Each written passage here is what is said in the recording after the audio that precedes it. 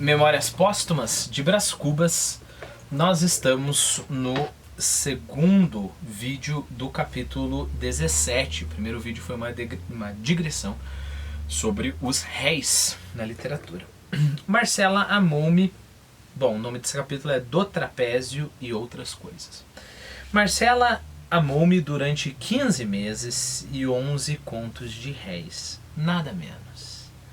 Meu pai, logo que teve aragem dos 11 contos, sobressaltou-se deveras, achou que o caso excedia as raias de um capricho juvenil, afinal, mais do que um prêmio da loteria. Desta vez, disse ele, vais para a Europa, vais cursar uma universidade, provavelmente Coimbra. Quero-te para homem sério e não para arruador e gatuno. E como eu fizesse um gesto de espanto, gatuno sim, senhor, não é outra coisa um filho que me faz isto. Sacou da algibeira os meus títulos de dívida, já resgatados por ele, sacudindo-mos na cara. Vês, Peralta, é assim que um moço deve zelar o nome dos seus? Pensas que eu e meus avós ganhamos o dinheiro em casas de jogo ou a vadiar pelas ruas? Pelintra, desta vez ou tomas juízo ou ficas sem coisa nenhuma. Estava furioso, mas de um furor temperado e curto. Eu ouvi-o calado e nada opus à ordem da viagem, como de outras vezes fizera. Ruminava a ideia de levar Marcela comigo. Fui ter com ela. Expus-lhe a crise e fiz-lhe a proposta. Marcela ouviu-me com os olhos no ar, sem responder logo. Como insistisse, disse-me que ficava, que não podia ir para a Europa. Por que não? Não posso, disse ela com um ar dolente. Não posso ir respirar aqueles ares enquanto me lembrar de meu pobre pai morto por Napoleão. Qual deles? O hortelão ou o advogado? Que tipo de história que você está contando aí? Marcela franziu a testa, cantarolou uma seguidilha entre dentes, depois queixou-se do calor e mandou vir um copo de aluá. Aluá é um tipo de bebida. Na sessão de digressão no final a gente conversa. Então mandou vir um copo de aluá. Trouxe-lhe a mucama numa salva de prata, que fazia parte dos meus 11 contos. Marcela ofereceu-me polidamente o refresco.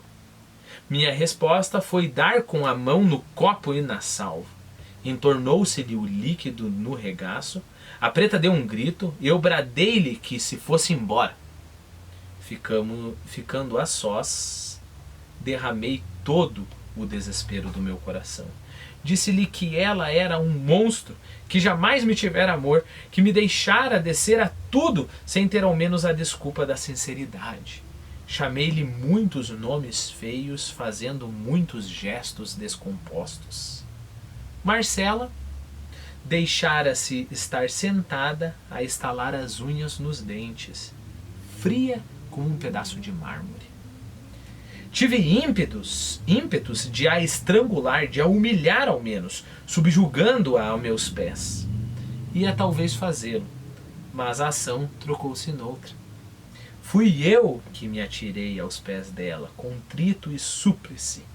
Beijei-lhes, recordei aqueles meses da nossa felicidade solitária, repeti-lhe os nomes queridos de outro tempo, sentado no chão com a cabeça entre os joelhos dela, apertando-lhe muito as mãos. Ofegante, desvairado, pedi-lhe com lágrimas que não me desamparasse. Marcela esteve alguns instantes a olhar para mim, calados ambos, até que brandamente me desviou e com um ar enfastiado: não me aborreça, disse ela. Levantou-se, sacudiu o vestido ainda molhado e caminhou para a alcova. Não! Bradei eu.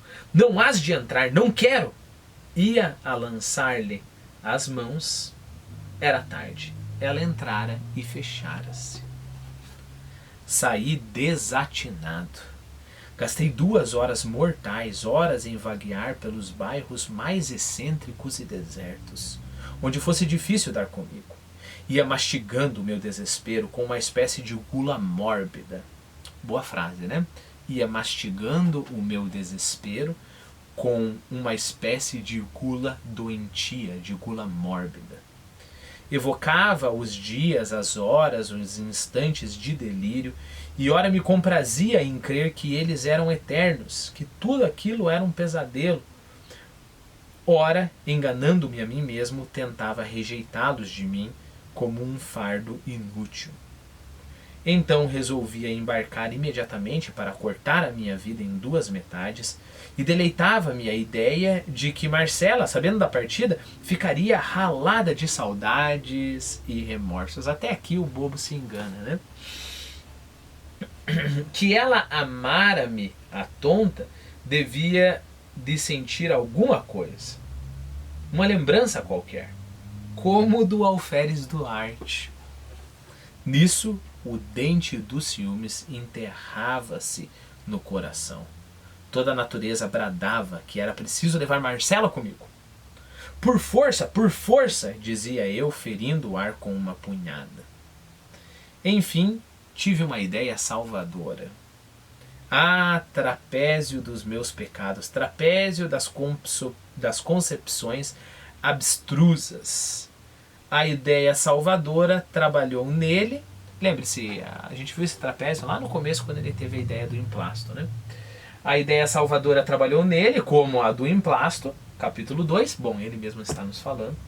Era nada menos que fasciná-la, essa era a ideia. Fasciná-la muito, deslumbrá-la, arrastá-la. Lembro-me pedir-lhe por um meio mais concreto do que a... Desculpe, lembrou-me pedir-lhe por um meio mais concreto do que a súplica. Súplica é muito abstrato. Como que você pode fazer isso mais palpável? Você já conseguiu adivinhar o que vai acontecer, né? Não medi as consequências. Recorri a um derradeiro empréstimo. Fui à Rua dos Ourives, comprei a melhor joia da cidade. 3 diamantes grandes encastoados num pente de marfim. Corri à casa de Marcela. Marcela estava reclinada numa rede, o gesto mole e cansado, uma das pernas pendentes, a ver-se-lhe o pezinho calçado de meia de seda, os cabelos soltos, derramados, o olhar quieto e sonolento. Vem comigo, disse eu. Arranjei recursos, temos muito dinheiro. Terás tudo o que quiseres. Olha, toma. E mostrei-lhe o pente com os diamantes. Marcela teve um leve sobressalto. Ergueu metade do corpo e, apoiada num cotovelo, olhou para o pente durante alguns instantes curtos. Depois, retirou os olhos. Tinha-se dominado. Então, eu lancei-lhe as mãos ao cabelo, coligi-os, quer dizer, juntei os cabelos dela, enlacei-os à pressa, improvisei um toucado, um penteado ali, sem nenhum alinho, e rematei-o com o pente de diamantes. Recuei, tornei a me aproximar, corrigi-lhe as medeixas, abaixei-as de um lado, busquei alguma simetria naquela desordem, tudo com uma minuciosidade e um carinho de mãe. Pronto, disse eu. Doido, foi a sua primeira resposta. A segunda foi puxar-me para si e pagar-me o sacrifício com um beijo, o mais ardente de todos. Depois tirou o pente, admirou muito a matéria e o lavor, olhando a espaços para mim e abanando a cabeça com um ar de repreensão. Ora você, dizia, vens comigo? Marcela refletiu um instante. Não gostei da expressão com que passeava os olhos de mim para a parede e da parede para a joia, mas toda a má impressão se desvaneceu quando ela me respondeu resolutamente. Vou. Quando embarcas? Daqui a 2 ou 3 dias. Vou. Agradeci-lhe de joelhos. Tinha achado a minha Marcela dos primeiros dias e disse-lhe. Ela sorriu e foi guardar a joia enquanto eu descia a escada.